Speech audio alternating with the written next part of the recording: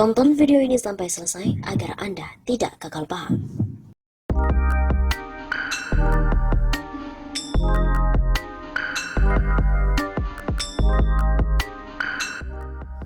Peringatan keras MUI kepada pemerintah.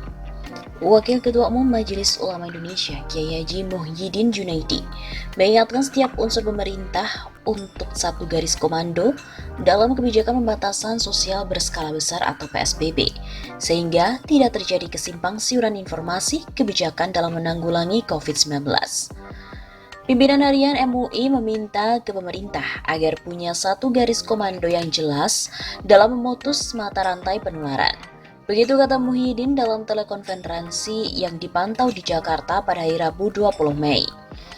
Menurutnya, perbedaan pendapat di antara pejabat publik terkait dengan PSBB memicu kegamangan masyarakat mengenai kebijakan yang hampir serupa dengan lockdown atau penguncian wilayah.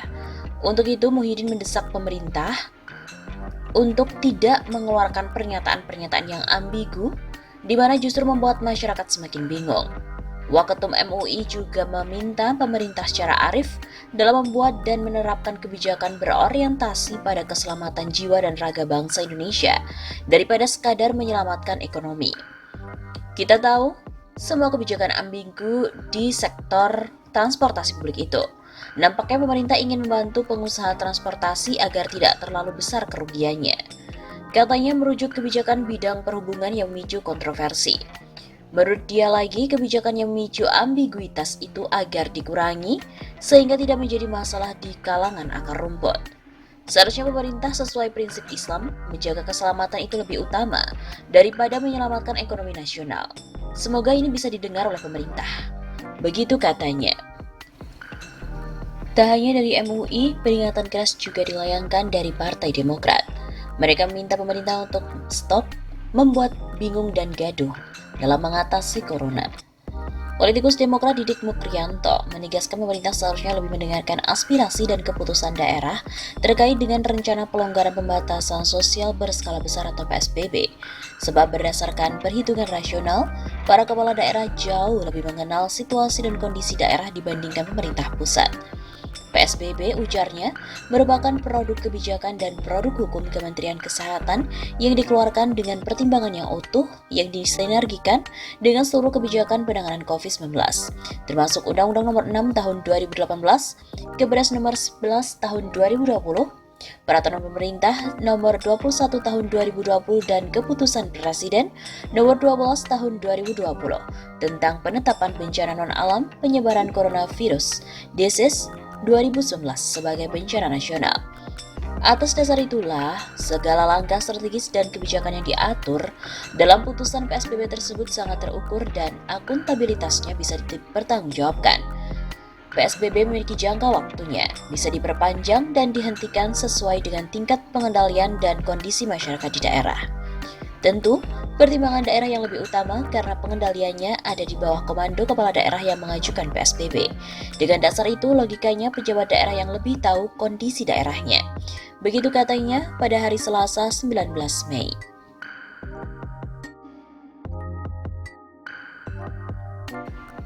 Selain itu, Direktur Eksekutif Indonesia Public Institute atau IPI, Karyono Wibowo menyoroti pola komunikasi pemerintah terkait pandemi COVID-19.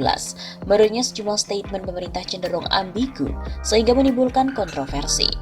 Kebijakan yang terkesan tidak konsisten menimbulkan persepsi masyarakat bahwa kebijakan pemerintah itu tidak seirama. Oleh karena itu, saya kira perlu penjelasan secara detail soal kebijakan yang dikeluarkan ataupun diwacanakan. Begitu kata Karyono pada hari Selasa 19 Mei.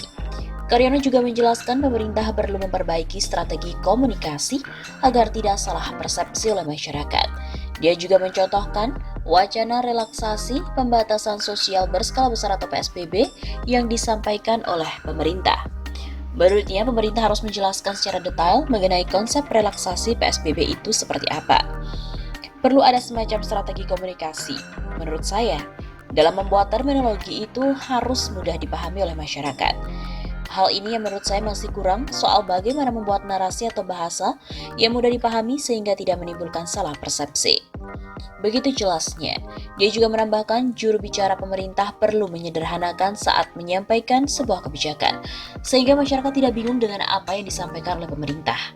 Diperlukan juru bicara yang bisa menyederhanakan kebijakan yang rumit itu menjadi sederhana. Saya kira itu ya yang penting, karena beberapa kebijakan dari pemerintah itu setiap kali selalu direspon negatif oleh publik. Begitu imbuhnya.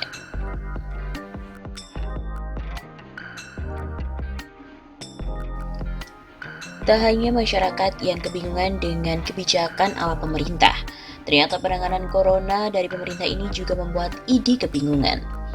Anggota Dewan Pertimbangan Ikatan Dokter Indonesia, IDI, Zainal Abidin juga mengaku bingung dengan sikap pemerintah yang sering membuat kebijakan tidak seirama dalam penanganan COVID-19. Menurut Zainal, pemerintah seringkali membuat pernyataan yang berbeda-beda dan justru membingungkan masyarakat. Demikianlah yang diungkapkan oleh Zainal menanggapi rencana pemerintah yang akan melonggarkan kebijakan penanganan COVID-19 seperti pembatasan sosial berskala besar atau PSBB serta penormalan transportasi umum. Yang saya amati, sebagian besar pemerintah terutama BNPB, Pemda dan tenaga medis masih kuat dengan slogan perang atau lawan COVID. Walau ada saja yang ingin dilonggarkan, relaksasi atau apalah istilahnya, intinya kita tidak satu kata dan juga tidak satu langkah atau perbuatan. Begitu kata Zainal pada redaksi. Zainal juga sempat menyinggung soal pernyataan Badan Nasional Penanggulangan Bencana atau BNPB terkait 3 hambatan dalam menangani COVID-19. 3 hambatan itu yakni penyakit itu sendiri, yaitu COVID-19, birokrasi yang tidak terintegrasi, serta pemberitaan yang negatif. Pernyataan BNPB itu dianggap oleh Zainal tidak sesuai dengan langkah yang akan diambil pemerintah soal pelonggaran atau relaksasi PSBB. Ia mengaku jika IDI harus mengikuti sikap pemerintah, maka hal itu akan membuat bingung saja. Mantan Ketua Umum PBID tersebut juga menyebut ada ketidaksinkronan antara pemerintah daerah dan juga pemerintah pusat dalam menangani COVID-19. Hal itu sering terjadi dalam pengambilan kebijakan penanganan COVID-19 yang dianggapnya kerap tumpang tindih. Pemerintah daerah cenderung dilakukan pengetatan, sebab bila dilonggarkan, yang diistilahkan relaksasi itu akan menyusahkan daerah yang berhadapan langsung dengan masyarakat. Adanya migrasi manusia, hal ini juga akan menyulitkan dokter dan semua petugas di pelayanan kesehatan. Pemerintah tidak satu kata, pemerintah pusat saja sering berbeda, apalagi dengan pemerintah daerah. Ada pemerintah daerah yang seolah disalahkan oleh sejumlah materi yang sebetulnya tidak perlu terjadi. Begitu sambungnya. Seharusnya, ditekankan Zainal, jajaran pemerintah bisa seirama dalam menangani COVID-19. Ia meyakini masyarakat akan mematuhi kebijakan pemerintah untuk memutus mata rantai virus corona. Sebetulnya juga masyarakat patuh asal pemerintah ini benar serius, tegas dan satu kata. Sekali pemerintah memberi peluang, maka masyarakat pasti akan mencari jalan dan alasan. Contoh saja, masyarakat muslim hampir semua tidak sholat berjamaah di masjid padahal bulan Ramadan, yang biasanya masjid penuh. Artinya masyarakat patuh. Hal yang sama juga dengan umat lain, tidak ibadah di rumah ibadahnya. Begitu pungkasnya.